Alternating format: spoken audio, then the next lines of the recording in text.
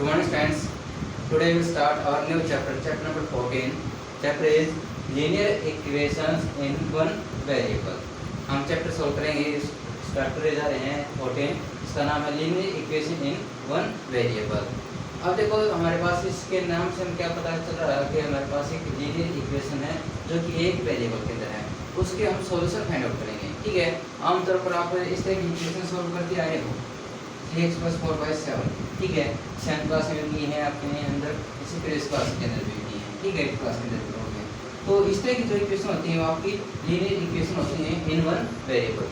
अब इसका जो इंट्रोडक्शन हम स्टार्टिंग से करने जा रहे हैं, सबसे पहले तो हमने कुछ 7th क्लास में आपको बता भी दिया था, तो उसको फिर से रिपीट कर रहे हैं. इस अलजेब्रा के अंदर हमारे पास कुछ वेरिएबल्स होते हैं, कुछ कांस्टेंट होते हैं. ठीक है, वेरिएबल्स क्या होते हैं और कांस्टेंट क्या होते हैं. ठीक है, वेरिएबल्स और कांस्टेंट से मिलकर हमारे पास अलजेब्रिक एक्सप्रेशन बनती है.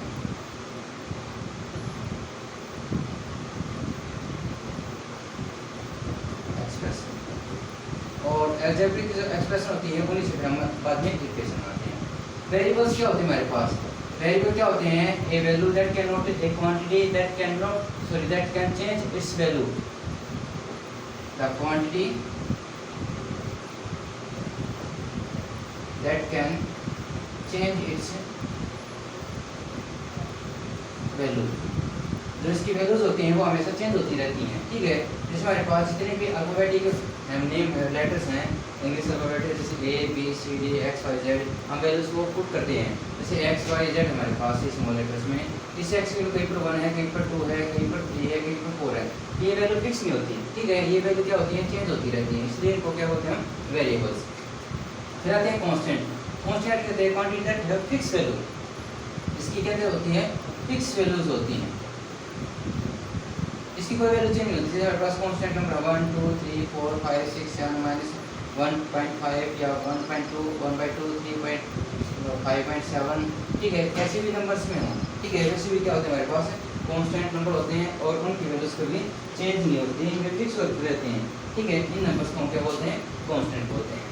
अब वेरिएबल्स और कांस्टेंट को मिलाकर, ठीक है, और हमारे पास जो मैथमेटिकल ऑपरेशंस हैं, ठीक है, उनसे कनेक्ट होकर जो एक्सप्रेशन जिसको अलजेब्रिक एक्सप्रेशन बोलते हैं.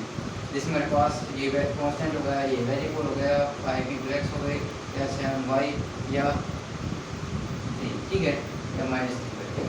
ठीक है, इसके अंदर देखो वेरिएबल्स भी हैं हमारे पास और कांस्टेंट भी हैं, आपस में कहीं मल्टीप्लाई में है, आपस में दोनों में. ठीक है, यहाँ पर ये सेपरेट में है, डिवाइड में भी हो सकते हैं.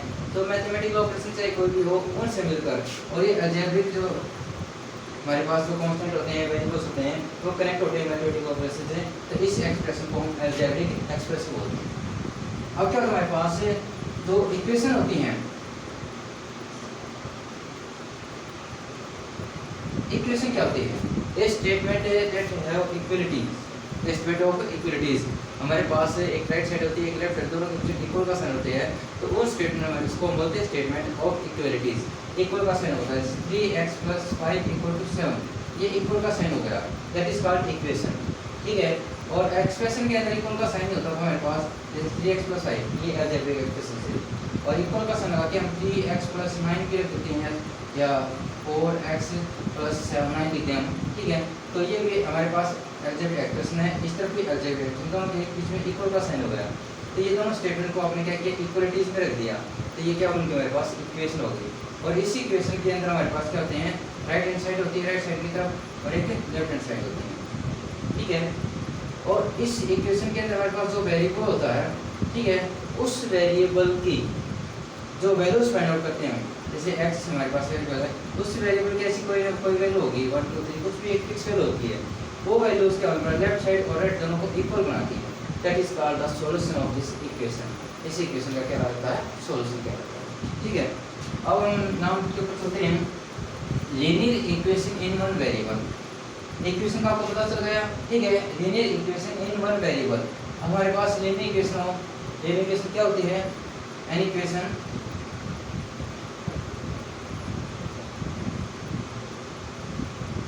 ऑफ डिग्री 1, जिसकी डिग्री 1 हो. डिग्री किसकी होती है हमारे पास, जो वेरिएबल होता है, जैसे 3x + 5 है, यहाँ पर आप x का आपका वेरिएबल है और इस वेरिएबल की हाईएस्ट पावर 1 है, तो इसलिए क्या बोलते हैं हम लीनियर इक्वेशन।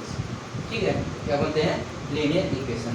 जैसे अगर 4x² + 5x + 7 हो, ठीक है, इक्वल टू 9 हो, जैसे 2 हो, कुछ भी लिख सकते हैं, तो हमारे पास इस वेरिएबल की हाईएस्ट पावर कितनी है यहाँ पे 2, तो ये लीनियर इक्वेशन नहीं है। ये कौन सी इक्वेशन होती है, क्वाड्रेटिक इक्वेशन। ठीक है, ये आगे आपके 9th क्लास के अंदर आएंगे, 8th क्लास तक हम पढ़ेंगे सिर्फ linear equation in one variable के अंदर। ठीक है, अब वेरिएबल क्या होते हैं हमारे पास, वन वेरिएबल।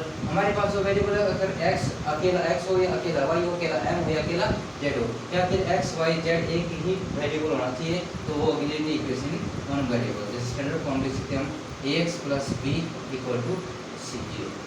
जैसे हमारे पास x वेरिएबल होगा, a और b कांस्टेंट है, कुछ उसमें 3x + 5 = 9, हम ऐसे लिख सकते हैं। तो यहाँ पर x आपका वेरिएबल है, इस x की हाईएस्ट पावर 1 है, इसलिए लीनियर हो गई, और वेरिएबल एक ही है तो वन वेरिएबल होगा, और ये इक्वेशन है linear equation in one variable. ठीक है, अब इन इक्वेशंस को हम सोल्व करते आए हैं, जैसे 6th क्लास से आप सोल्व करना स्टार्ट कर रहे थे, तो वहाँ पर हमारे पास स्टैंडर्ड में बेसिक जरूर से हमारे पास, तो अगर सेम नंबर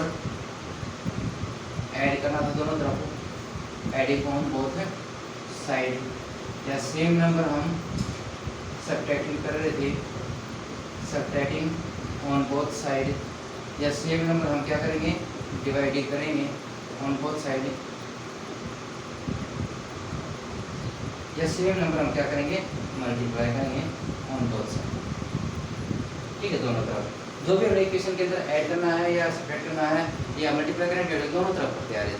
ठीक है, तो वो क्वेश्चन हमारे पास कोई भी मेथड है। अब एक मेथड और किया था अपने क्लास में, ट्रांसपोजिंग मेथड, ट्रांसपोजिंग मेथड। ठीक है, ये जो मेथड है हमारे पास, ये हम मोस्टली यहाँ पर यूज़ करेंगे। और एक आपका होता था cross multiplication method, cross multiplication method. तीन दो मेथड्स को हम सोल्व करेंगे यहाँ। ठीक है, ये हमारे पास जो बेसिक मेथड थे वो हमारे 6th क्लास में हमने बेसिक कर लिए थे, वहाँ पर ज़्यादा की जरूरत नहीं है, हम डायरेक्ट क्या करेंगे, क्लास को। ठीक है, अब ट्रांसपोजिंग मेथड्स का हमारे पास 4 टाइप्स के तो क्वेश्चन हो सकते हैं, कैसे ट्रांसपोज करना है वहाँ पर मैं बेसिक करा देता हूँ। एक्सरसाइज के हम स्टार्ट करेंगे तो वहाँ पर एक क्वेश्चन आपका होगा ही, लेकिन हम स्टार्टिंग करते हैं। जैसे हमारे पास से स्टैंडर्ड होता है, सिंपल फॉर्म होती है, जैसे x + 5 = 9। ठीक है, ऐसे क्वेश्चन में हमारे पास सबसे सिंपल फॉर्म होती है कि इसके अंदर हमारे पास जो x होता है उसका कोई भी कोएफिशिएंट नहीं होता। जैसे हमारे पास x के साथ ये मल्टीप्लाई में थी, ठीक है, x - 5 इसके साथ में क्या है, मल्टीप्लाई, क्लियर, और x y में 3 है, ये क्या इसके साथ में डिवाइड है। तो हमारे पास जो x के साथ मल्टीप्लाई में जो होता है हमारे पास, उसका कोएफिशिएंट क्या रहता है, और यहाँ पर मल्टीप्लाई में कुछ नहीं दिखाई देता, इसमें 1 है, तो इसको 0 मत समझ लेना। तो ये बच्चे इसको 0 समझ लेते हैं, 0 नहीं बेटा, ये 1 है। ठीक है, तो 0 है, 0 मल्टीप्लाई 1, 0 खत्म हो जाता होगा। तो x का कोएफिशिएंट क्या होगा मेरे पास, 1² 2² 3 4 होता है। नॉर्मली यहाँ पर क्या करेंगे, x का कोएफिशिएंट हम क्या करते हैं, सिंपल फॉर्म होती है, x का कोएफिशिएंट 1 होगा। इस कोएफिशिएंट अगर 1 है तो हमारे पास एक कांस्टेंट और राइट साइड के अंदर भी कांस्टेंट होता है। तो हम क्या करते हैं, इस जो हमारे पास ये कांस्टेंट है, ये लेफ्ट साइड के अंदर है, इसको हम ट्रांसपोज करते हैं राइट साइड के अंदर। जब भी हमारे पास कांस्टेंट को हम किसी भी कांस्टेंट को राइट साइड से लेफ्ट साइड या लेफ्ट साइड से राइट साइड में कन्वर्ट करते हैं, इस तरह से उस तरफ ट्रांसपोज करते हैं, तो उसका पॉजिटिव से नेगेटिव साइन से होता है। ठीक है, नेगेटिव तो क्या होता है, पॉजिटिव होता है, और वो मल्टीप्लाई में तो क्या होता है, वो डिवाइड में होता है, और अगर वो डिवाइड में है तो वो मल्टीप्लाई में होता है। ठीक है, तो ये हमारे पास फर्स्ट पार्ट है। जैसे प्लस में है तो इसको क्या करेंगे, ये वेरिएबल अपने एज इट इज रखना है और इक्वल का साइन रखना है, और इसके बाद हमारे पास वो राइट साइड में जो टर्म टू एज इट होगी, जिसको हमें ट्रांसपोज करना है उसको बाद में लिखना सबसे बाद में। ठीक है, इसको ट्रांसपोज करें हम 5 को, इस 5 को उधर लेके जाएंगे हम -5 को। ठीक है, तो अब यहाँ पर स्प्रेड करेंगे, x = 9 - 5 = 4, that is the solution of this equation. देखो कई बच्चे यहाँ पर इस इक्वेशन में दो इक्वल के साथ लगा देते हैं, यहाँ पर भी इक्वल लगा दिया और यहाँ पर भी इक्वल लगा देते हैं, तो बहुत ज़्यादा बड़ी मिस्टेक करते हैं। कई बार बच्चे हो जाते हैं, जैसे +5 को इधर लेके तो -5 की लिमिट लगती है, सिर्फ इस तरफ भी +5 ही लिख देते हैं। तो उस बात का अपने छोटा मोटा बिल्कुल छोटी गलतियों पर ध्यान रखना। चलिए, ऐसे यहाँ पर हमारे पास क्या होता है, जैसे -5 हो इक्वल टू 9। ठीक है, तो x एच डी लिखना और इक्वल एच डी लिखना और 9 एच डी लिखना। तो ये हम 5 को ट्रांसपोज करें, इसको बाद में लिखेंगे। -5 किस तरफ जाके हो जाएगा आपका +5, 9 + 5 कितना हो जाएगा 4, x के लिए क्या होगा ठीक 4। अगर यहाँ पर 9 पहले से ही नेगेटिव था आपका तो -9 एच डी रखें, क्लियर। तो -5 प्लस क्या हो जाएगा 5, तो x इक्वल टू -9 है +5 माइनस क्या था प्लस के माइनस के ज़्यादा है इसलिए -4 हो जाएगा। ठीक है,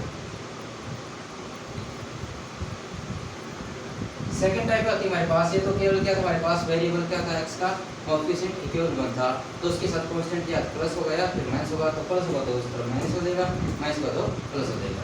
अब हमारे पास क्या है, हमारे पास वेरिएबल के साथ कुछ डिवाइड में हो या वेरिएबल के साथ कुछ न कुछ मल्टीप्लाई में हो, इक्वल टू 9 इक्वल टू 7। ठीक है, जैसे यहाँ पर 2 क्या है इसकी डिवाइड में x डिवाइड बाय 2 है, तो इस x को लिखना 9 को लिखना, तो 2 इस तरफ क्या हो जाएगा आपका मल्टीप्लाई हो जाएगा, 9 2 जा 8। क्लियर।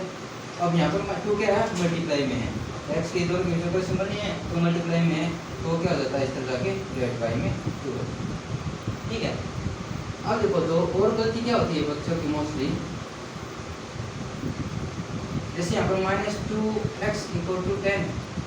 ठीक है, तो कुछ बच्चे सोच लेते हैं यहाँ पर 2 के हम माइनस में इसके साथ, ये माइनस में नहीं बेटा, जो x के साथ हमने चेक करना वो मल्टीप्लाई में -2 मल्टीप्लाई x है, तो यहाँ पर -2 कम्प्लीटली मल्टीप्लाई में इसका अकेला 2 मल्टीप्लाई -2 कम्प्लीटली मल्टीप्लाई है, तो कंप्लीट को ही उठाकर हम इक्वल में लेके आएंगे -2 को। ठीक है, ये डाउट रहता है बच्चों के मन में कि -2 को उठा कर लेते हैं तो हम क्या करेंगे इसको +2 बना देंगे, तो गलत कर देते हैं, वो रॉन्ग हो जाएगा। तो इस -2 को भी डायरेक्ट उठाकर +2 करेंगे। ठीक है, सॉरी माइनस दूसरी डेट में 2 5 10 -5। ठीक है, और गलती क्या करते हैं बच्चे ये सोच लेते हैं कि -2 होगा और x = 10 है, तो x आके यहाँ पर 2 माइनस में इस तरफ जाके क्या कर देंगे प्लस कर देंगे, एक ही और मिस्टेक कर देंगे। तो ध्यान रखना, तो ध्यान रखना x के साथ यहाँ पर जस्ट इसके जो ऑपोजिट में है वो साइन देखना, तो ये तो प्लस में है या फिर माइनस में। ठीक है,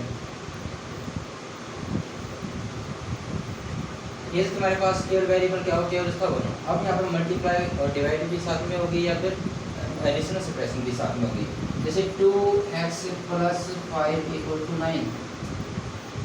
यहाँ पर वेरिएबल के साथ हमारे पास 2 मल्टीप्लाई भी हो गया और वेरिएबल x क्या है +5 भी हो गया। ठीक है, मल्टीप्लाई = 9। तो इस तरह के क्वेश्चंस के अंदर हमारे सबसे पहले जो अलग है सबसे दूर दिखाई दे रहा है, पहले उसी को भी दूर करना हमने। ठीक है, जो सबसे पास में उसको बाद में करेंगे। तो सबसे पहले जो हम या फिर आप ये सोच लो कि पहले हमने क्या सीखा था, प्लस या माइनस को हमने दूसरी तरफ ले जाना सीखा था, राइट साइड की तरफ, पहले हम लोग उठा के जाएंगे। तो पहले इसको एच रख लेते हैं 2x और इक्वल में 9 है, तो हमने इसको चेक किया ना, इसको चेक करना एच रखना है, इस 5 को हमने इस तरफ लेके जाना है, तो +5 क्या हो जाएगा आपका -5, तो 2x = 9 - 5 कितना हो जाएगा आपका 4। अब ये देखना 2x के साथ क्या मल्टीप्लाई में है, तो यहाँ पर आपका क्या हो जाएगा कि डिवाइड हो जाएगा बाय में 2, इसको कर देंगे 2 2 2। क्लियर, ऐसे ही आपका क्या हो जाता है कुछ डिवाइड में जाते हैं, x बाय में 3 - 5 = -10। ठीक है, -5। तो यहाँ पर हम देख रहे हैं x की डिवाइड बाय 3 है और -5 है, तो पहले हम प्लस और माइनस को ही सेपरेट करेंगे। पहले इस माइनस को 5 को जरूर उठा के देंगे, x/3 = -10 -5 में जब क्या देगा +5, तो x/3 पहले इसको सिंप्लीफाई करेंगे, -10 + 5 -5। अब 3 इस तरफ क्या है डिवाइड में है, तो उस पर क्या करना आपने मल्टीप्लाई करना, मल्टीप्लाई 3 और 3 5 15 -15 ओके। फिर क्या होगा हमारे पास कुछ क्वेश्चन ऐसे होंगे जिसके अंदर वेरिएबल कांस्टेंट दोनों तरफ होंगे, जैसे 3x + 5 - 9 = 7x। ठीक है, और इक्वल टू 7। तो देखो हमारे पास दोनों ही तरफ वेरिएबल्स हैं, दोनों की तरफ कांस्टेंट है। ठीक है, तो इस तरह के क्वेश्चन में हम क्या करना है, वेरिएबल्स को एक तरफ लेके आना, कांस्टेंट को एक तरफ लेके आना, वो आपकी मर्जी है। लेकिन हम मोस्टली हम क्या करते हैं, वेरिएबल्स को हम लेफ्ट साइड में लेते हैं और कांस्टेंट को हम राइट साइड की तरफ लेके आते हैं। ठीक है, तो हमारे पास ये वेरिएबल्स है और ये वेरिएबल। ठीक है, इसको उठा कर इधर लेके आएंगे हम 3x से और 7x को उठा लेंगे -7x। ठीक है, और इक्वल के बाद फिर उस तरफ जो कांस्टेंट हमारे पास -7 है, ठीक है। उस तरफ कांस्टेंट है, यहाँ के कांस्टेंट उठाकर हम यहाँ पर लेके आ रहे हैं, तो +5 की तरफ क्या हो जाएगा -5, माइनस तरफ क्या हो जाएगा +1, ठीक है। तो 3x - mx माइनस की 4x हो गई, -7 - 5 -12 हो गए, दोनों के दोनों +9, तो -4x और ये दोनों हो गए -3 -10 +9, ठीक है।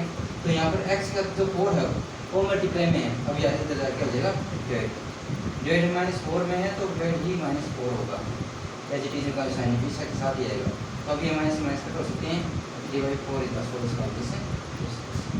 ओके, ध्यान रखना है आपने कि जब हम राइट साइड से लेफ्ट साइड से राइट साइड जा रहे हैं तभी उनके पॉजिटिव से नेगेटिव पॉजिटिव मल्टीप्लाई से डिवाइड से मल्टीप्लाई, अगर एक ही साइड के अंदर हमारे पास इधर से उधर कर रहे हैं तब उनके साइन चेंज नहीं होते हैं, ठीक है। कैसे,